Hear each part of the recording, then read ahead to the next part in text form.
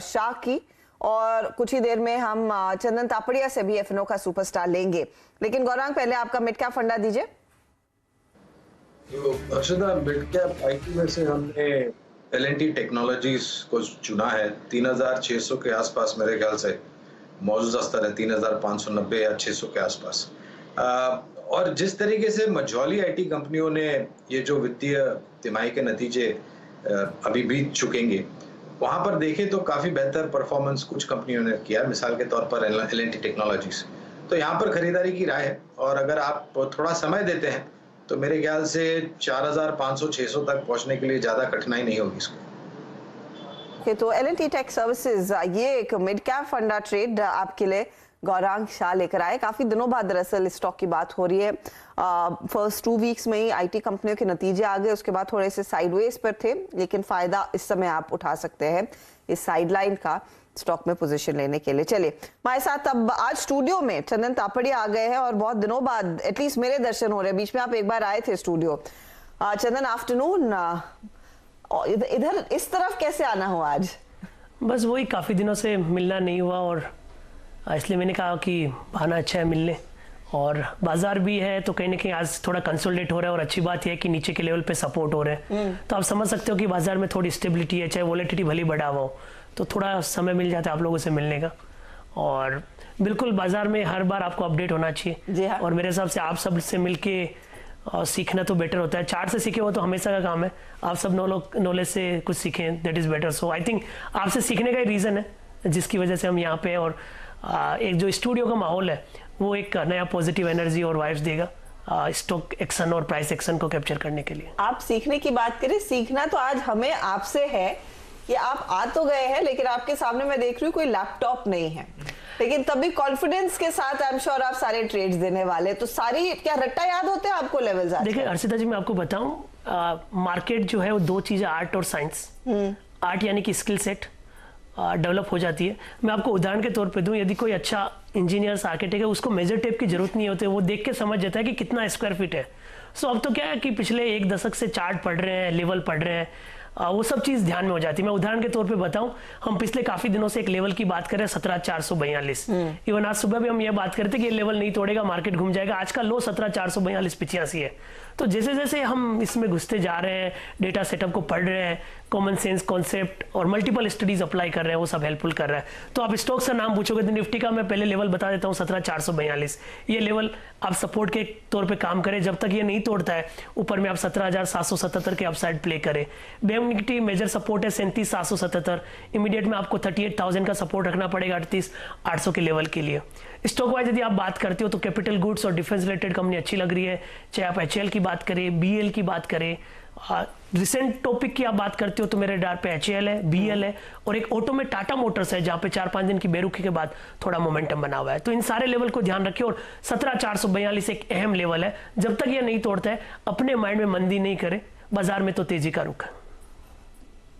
चलिए देखते हैं, इसे कहते हैं कॉन्फिडेंस, और इसे कहते हैं मार्केट की इतनी गहरी पकड़ कि बिना किसी सामने स्क्रीन के बता रहे हैं किन किन स्टॉक्स में एक्शन और किस लेवल पर आपका ज्यादा जोर देना चाहिए।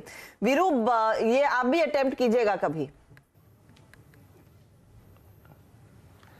अपनी भी सुबह शाम इसी लैपटॉप पे गुजरती है हर्षिता, तो यहाँ पर भी अगर आप देखें बिना लैपटॉप के काफ़ी तकलीफ नहीं होती है, और कल की भाव कॉपी जो होती है, FI का डेटा होता है, वो याद हो जाता है लगभग।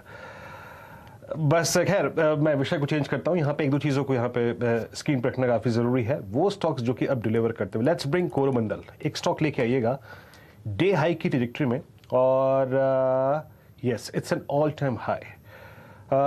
मानस, आपका व्यू कोरोमंडल, आपके साथ ये मैंने स्टॉक डिस्कस किया है बहुत बार, और इस वक्त मेरी शीट पे अपीयर होता हुआ फ्रेश ट्रेड बनता है मानस, और कोई ऑप्शन स्ट्राइक अगर आपने पिक किया तो वो बताइएगा। बिल्कुल, देखिए कोरोमंडल में मैंने पहले भी रिकमेंडेशन, मेरे ख्याल से 2 या 3 दिन पहले भी मैंने रिकमेंड किया था स्टॉक को, और अभी भी काफी बेहतरीन लग रहा है। देखिए आज तो एक फ्रेश ब्रेकआउट देखने को मिला है, 1075 का जो स्तर था वो स्टॉक ने ब्रीच कर लिया है। तो अब तो आप उम्मीद करिए कि 1125 तक के स्तर आपको कोरोमंडल में देखने को मिल सकते हैं। तो अगर उस टाइम नहीं खरीदा है तो आज भी आप, क्योंकि फ्रेश ब्रेकआउट है, अभी भी आप खरीदारी कर सकते हैं। आपके जो स्टॉप लॉसेस है वो 1059 के नीचे, 1055 के नीचे रहेंगे। करंट लेवल्स पे खरीदारी करिए, 1125 रुपए के टारगेट के लिए, और ऑप्शन में मेरे ख्याल से 1100 का ऑप्शन लिक्विड होना चाहिए कोरोमंडल का, तो वहां पर आप ध्यान दीजिए। 1100 का जो कॉल ऑप्शन है उसके भाव इस टाइम चल रहे हैं 30 रुपए के आसपास, तो 1100 का कॉल ऑप्शन लीजिए, 30 रुपए पे स्टॉप लॉस रखिए, 19 रुपए का 50 रुपए के टारगेट आपको देखने को मिल सकते हैं।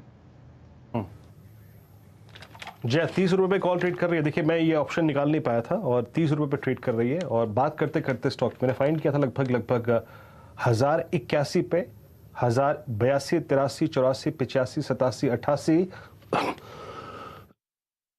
और अब ऑलमोस्ट 1090 स्ट्राइक करता हुआ। तो ये था एक पर्टिकुलर पॉइंट पे, अगर आप देखें इस स्टॉक को पकड़ा गया और गजब का स्विंग देता हुआ। ये ऑप्शन कितने पे आ गया प्लीज? 3145 नाउ। अच्छा मूव देता हुआ स्टॉक डे हाई की डायरेक्टरी में आके, और इनफैक्ट ये इसकी ऑल टाइम हाई ट्रैजेक्टरी भी है, और ये ऑप्शन मेरे ख्याल से भी और स्विंग देगा। अच्छा मूव देता हुआ आपका कोरोमंडल। अब एक काम करते हैं, चंदन से आज कर लेते हैं एफएनओ सुपरस्टार। चंदन जी के सौजन्य से ये ट्रेड आएगा, और चंदन जी बताइए क्या पिक किया है आपने एफएनओ में? बिल्कुल, देखिए एफएनओ में दो काउंटर रडार पे है वीरू, एक तो टाटा मोटर्स है और दूसरा बीएल है। और जैसा आप पिछले 2-3 दिन में आप देख रहे हो, डिफेंस और कैपिटल गुड्स कंपनीज में काफ़ी अच्छा अट्रैक्शन है, तो यहाँ पे मेरा बीएल फोकस पे रहेगा। 280 का सपोर्ट है, 300 रुपये तक के हम यहाँ पे टारगेट लगा रहे हैं। इसके अलावा यदि किसी को ऑप्शन में भी लेना है यहाँ पे, तो 285, 290 की कॉल में भी यहाँ पे एक्टिविटी देखने को मिल रही है। काफ़ी अच्छा प्राइस कंसोलिडेशन ब्रेकआउट हो रहा है, लोअर टाइम फ्रेम में आपको राइजिंग ट्रेंड लाइन का सपोर्ट ले रहा है, तो बीएल इसलिए फोकस पर रहेगा 300 के टारगेट के लिए। बीईएल पर फोकस, और ये दूसरी दफा है जब बीईएल का जिक्र हो रहा है। एक और दफा चंदन कह रहे हैं, समित ने भी कहा था यहीं पर एक अपॉर्चुनिटी है, और ये कंसेंसस कॉल बनता हुआ क्लियरली। एक दो ट्रेड्स पर मैं एक आपकी राय लेना चाहूंगी। आपने टाटा मोटर्स कहा था जिसमें एक बाय साइड की पूरी पॉसिबिलिटी है। मेटल्स की हम आज दोपहर से काफी चर्चा कर रहे हैं। हिंडाल्को के नंबर्स पर स्टॉक देखिए अब 5% ऊपर। इसके ठीक पीछे टाटा स्टील में भी थोड़ी सी चमक बढ़ती हुई 109, 110 के लेवल्स पर आ गया है। मेटल्स में आपका कन्विक्शन कॉल क्या है? क्या हिंडाल्को के साथ जाएंगे, टाटा स्टील के साथ, या फिर कुछ और पसंद है? जी, आपने देखिए टाटा ग्रुप की बात की और मेटल की बात की है, तो टाटा मोटर्स भी अच्छा लग रहा है। टाटा मोटर्स में आप देखोगे एक बड़ा मूव हुआ था जब इसने लास्ट टाइम 444 का सपोर्ट लेके और 462 का हर्डल निकाला था। उस दिन ये 480 तक गया। अभी वापस 4-5 दिन में हल्का सा डिक्लाइन देखने को मिला है। हल्के से लोअर एज लोअर लोस के फॉर्मेशन निगेट हो रहे हैं, इसलिए मोमेंटम बनेगा। ऑटो में ऑलरेडी स्ट्रेंथ है, आप टीवीएस एमएनएम की बात करें, बट वो अच्छा मूवमेंट हो गया, तो इसके लिए मैं टाटा मोटर्स पे फोकस करूंगा। यहाँ पे आपको लगभग 462 के आसपास के सपोर्ट रहेंगे 490 के लिए।